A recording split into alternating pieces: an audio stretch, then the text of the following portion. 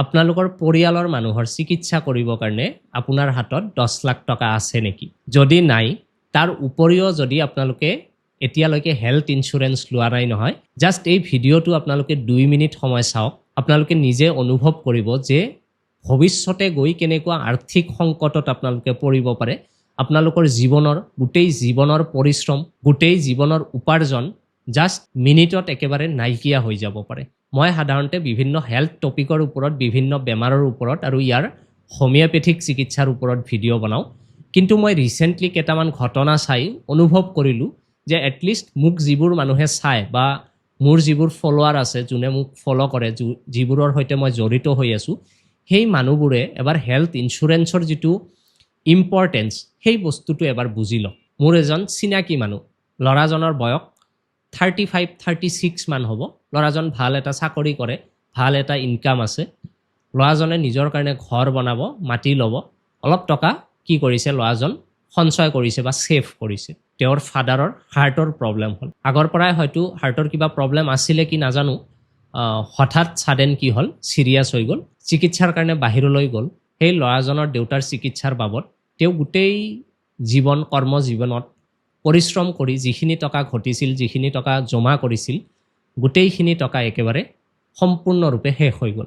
আপোনালোকে এবাৰ ভাবি চাওকচোন যে আপোনালোকৰ ঘৰৰ কাৰোবাৰ বেমাৰ হ'ল, সেই বেমাৰৰ চিকিৎসাৰ বাবদ আপোনাৰ 10ৰ পৰা ধৰি লওক 20 লাখ টকাৰ প্ৰয়োজন হৈছে। আপোনাৰ সেইখিনি টকা দিবৰ কাৰণে কিবা উপায় আছেনে? বা যদি আছে বা সেইখিনি টকা আপুনি গোটাই কিনে দিয়াৰ পিছত আপোনাৰ ল'ৰা ছোৱালীৰ ভৱিষ্যতটো আপোনালোকে ছিকিউৰ কৰিবৰ কাৰণে, আপোনালোকৰ ল'ৰা ছোৱালীৰ ভৱিষ্যতটো আপোনালোকে বনাই দিবৰ কাৰণে কিবা অৰ্থ আপোনালোকৰ কাৰণে বাচি থাকিবনে? যদি নাথাকে তেনেহ'লে আপোনালোকৰ কাৰণে হেল্থ ইন্স্যুৰেন্স লোৱাটো কিন্তু একেবাৰে বাধ্যতামূলক। কেতিয়াবা যদি আপোনাৰ পৰিয়ালৰ মানুহৰ চিকিৎসাৰ কাৰণে আপোনাৰ ঘৰ মাটি বিকিবলগীয়া হয়, আজিৰ যুগত যিমান হাৰে মূল্য বৃদ্ধি হৈছে, আপোনালোকে আকৌ সেই মাটি টুকুৰা কৰিব পাৰিবনে? আপোনাৰ ল'ৰা ছোৱালীৰ কাৰণে সেই মাটি টুকুৰা বা সেই ঘৰটো, সপোনৰ ঘৰখন আপুনি আকৌ বনাই দিব পাৰিবনে? মই এই বিষয়টো আজি এইকাৰণে লৈছোঁ যে মই যিমান দূৰ অনুভৱ কৰোঁ 90% ভাৰতীয় মানুহৰ বা অসমীয়া মানুহৰ কি নাই, হেল্থ ইন্স্যুৰেন্স নাই। আৰু স্বাস্থ্য খণ্ডৰ যিটো আপোনালোকৰ এক্সপেন্স আছে বা খৰচ আছে, সেইটো কিন্তু আমাৰ যিটো দেশৰ ইনফ্লেশ্যন আছে, যদি আমাৰ দেশত বস্তুৰ দাম বছৰি 5% বাঢ়ে, আপোনালোকে ভাবি লওক হেল্থ ছেক্টৰত চিকিৎসাৰ যিটো ব্যয় আছে সেইটো কিন্তু 15% বাঢ়িব। আজি যদি এটা অপাৰেশ্যন কৰোঁতে খৰচ হয় 1 লাখ টকা নহয়, একজেক্টলি 4-5 বছৰ পিছত সেই অপাৰেশ্যনটো কৰোঁতে খৰচ হ'ব 2 লাখ টকা। আপোনালোকৰ যদি হেল্থ ইন্স্যুৰেন্স নাই, সেইখিনি সময়ত আপুনি এবাৰ চকু মুদি ভাবি চাওকচোন, আপোনাক সহায় কৰিব পৰা কোনোবা আছে নেকি?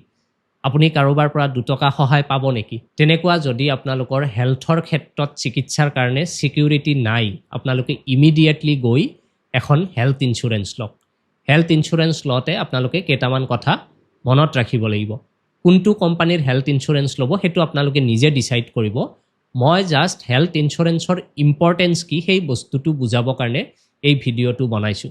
আৰু ইন্স্যুৰেন্স লওঁতে আপোনালোকে কেইটামান বস্তু খুব কেয়াৰফুলি চাই ল'ব।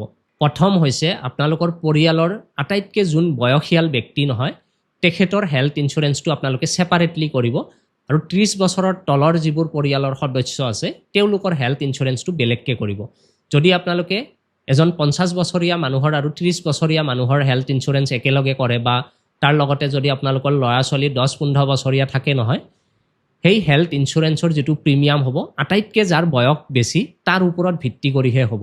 সেইকাৰণে যদি আপোনালোকে ভাবিছে 5জনীয়া পৰিয়াল, মা দেউতাকৰ বয়স 50ৰ ওপৰত, একেলগে গোটেইখিনি লৈ লওঁ, তেনেহ'লে আপোনালোকে সেইটো ভুল নকৰিব।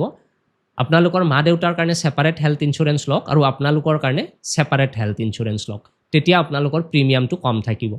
ছেকেণ্ড হৈছে হেল্থ ইন্স্যুৰেন্স লওঁতে আপোনালোকে চাব ক'তো যাতে ছেল্ফ কণ্ট্ৰিবিউশ্যনৰ কোনো ক্লজ নাথাকে। আপোনালোকে কিছুমান হেল্থ ইন্স্যুৰেন্স কোম্পানীৰ প্ৰিমিয়ামটো কম থাকে, কিন্তু তাতে এটা টাৰ্মছ থাকে যে চিকিৎসাৰ বাবদ যিখিনি খৰচ হ'ব তাৰ ভিতৰত 10% বা 20% পেচেণ্টে নিজে ভৰিব লাগিব। এনেকুৱা যাতে কোনো ক্লজ থকা হেল্থ ইন্স্যুৰেন্স আপোনালোকে নলয়। থাৰ্ডলি হৈছে হেল্থ ইন্স্যুৰেন্স লওঁতে চাব কোনোবা অপাৰেশ্যনৰ কাৰণে বা কোনোবা চিকিৎসাৰ কাৰণে ৰুমৰ কাৰণে কিবা কেপ লিমিট আছে নেকি বা তাৰ এমাউণ্টৰ কিবা লিমিট আছে নেকি। সাপোজ আপোনালোকে ইঞ্চুৰেঞ্চ ক্লেইম কৰিব গৈছে, আপোনালোকে ৰুম লৈছে 10,000 টকীয়া, কিন্তু পিছত চাইছে যে আপোনালোকৰ ইঞ্চুৰেঞ্চ পলিচিত লিখা আছে ৰুম ৰেণ্ট যিটো কেপ আছে সেইটো 5,000 টকা। যেতিয়া আপোনালোকৰ এনেকুৱা হ'ব নহয়, যিহেতু আপোনালোকৰ ৰুম ৰেণ্টৰ কেপ আছিলে 5,000, আপুনি লৈছে 10,000 টকীয়া ৰুম, আপোনালোকৰ গোটেই মেডিকেল বিলৰ তেতিয়া তেওঁলোকে হেল্থ ইঞ্চুৰেঞ্চ কোম্পানীয়ে কি কৰিব 50%হে পে'মেণ্ট কৰিব, বাকী 50% কিন্তু আপোনালোকে নিজে ভৰিব লাগিব। সেইকাৰণে যেতিয়াই হেল্থ ইঞ্চুৰেঞ্চ লয় আপোনালোকে চাব কোনো বেমাৰৰ চিকিৎসাৰ ক্ষেত্ৰত, কোনো বেমাৰৰ অপাৰেশ্যনৰ ক্ষেত্ৰত বা ৰুম ৰেণ্টৰ যাতে কোনো লিমিট নাথাকে, গোটেইকেইটা বস্তু যাতে আপোনালোকৰ আনলিমিটেড থাকে। আৰু ফৰ্থ হৈছে আপোনালোকৰ যদি আগৰ পৰাই কিবা বেমাৰ আছে নহয়, সেই গোটেইকেইটা বেমাৰ আপোনালোকে ইঞ্চুৰেঞ্চ লওঁতে মেনশ্যন কৰিব, উল্লেখ কৰিব, নহ'লে পিছলৈ গৈ কি হ'ব পাৰে আপোনালোকৰ ইঞ্চুৰেঞ্চ ক্লেইম কৰিব গ'লে সেই পুৰণা বেমাৰটো যদি আপোনালোকে আগতে ডিছক্ল'জ নকৰে নহয় তাৰ কাৰণে ৰিজেক্ট কৰি দিব পাৰে। আজিকালি বেছিভাগ হেল্থ ইঞ্চুৰেঞ্চ কোম্পানীয়ে কি কৰে আপোনালোকৰ পুৰণা যিটো বেমাৰ আছে নহয় সেইটো প্ৰি এক্সিষ্টিং ডিজিজ বুলি সেইটো কাভাৰ কৰি লয়, কিন্তু তাৰ কাৰণে আপোনালোকে প্ৰিমিয়ামটো অলপমান হয়তো বেছি দিব লাগে, লাগিলে আপোনালোকে 1,000-2,000 টকা প্ৰিমিয়াম বেছি দিব, কিন্তু আপোনালোকৰ আগতীয়াকৈ যদি কিবা বেমাৰ আছে সেইটো আপোনালোকে তাতে মেনশ্যন কৰিব, আৰু তাৰ কাৰণেও আপোনালোকে ডে 1 কাভাৰ যিটো আছে ইমিডিয়েট যিটো কাভাৰ আছে প্ৰি এক্সিষ্টিং ডিজিজৰ ওপৰত সেই কাভাৰটোও লৈ ল'ব। সেই কাভাৰটো সাধাৰণতে যদি আজি আপুনি হেল্থ ইঞ্চুৰেঞ্চ পলিচি লয় নহয় 30 দিনৰ পিছৰ পৰাই আপোনালোকৰ পুৰণা যিটো বেমাৰ আছিলে সেই বেমাৰটোও তাতে ইঞ্চুৰেঞ্চত কাভাৰ হৈ যায়। চ' আপোনালোকে কিবা ইঞ্চুৰেঞ্চ কৰক বা নকৰক আপোনালোকৰ কাৰণে এখন হেল্থ ইঞ্চুৰেঞ্চ ল'ব। বেলেগ কোনো ইঞ্চুৰেঞ্চৰ কথা নাজানো, কিন্তু হেল্থ ইঞ্চুৰেঞ্চত আচলতে মানুহৰ বেনিফিট হয়, আচলতে ইঞ্চুৰেঞ্চ কৰাজনৰ বেনিফিট হয়, ইঞ্চুৰেঞ্চ কোম্পানীৰ কিন্তু বেনিফিট তাতে কম হয়। বাকী ইঞ্চুৰেঞ্চবোৰত কিন্তু কোম্পানীৰহে বেনিফিটটো বেছিকৈ হয়।